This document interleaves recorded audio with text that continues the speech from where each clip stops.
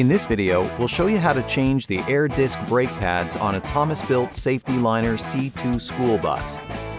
To change the brakes, you'll need the tools seen here. Prior to beginning, make sure you release or cage the brakes, as well as support the vehicle with proper jack stands. Turn off the engine and chalk all the wheels that remain on the ground. Start by removing the wheel and tire to access the brake assembly. Remove the clip using needle nose pliers and do the same for the washer.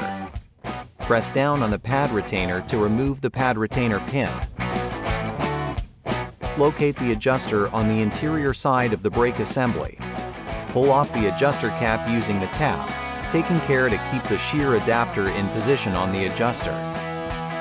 Using a box end wrench or socket, fully wind back the tappet and boost assemblies by rotating the shear adapter in a counterclockwise direction. If rotated correctly, you'll hear a click sound. If you turn the wrong direction, the shear adapter is designed to break off to protect the caliper. The service kit comes with new ones. You're now ready to remove the old brake pads. Now that both pads are removed, visually inspect the rotors for wear, cracks, or grooves that may require replacement. Simply slide in the new pads, making sure the pad material is facing the rotor surface.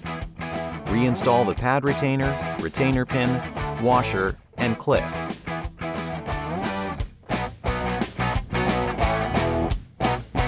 Turn the shear adapter clockwise until the tappets make contact with the pads.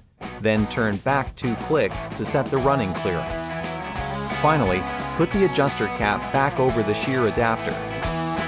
Repeat the same process for the other side of the axle. Always replace brakes in complete axle sets. With that, your new brakes are ready to go.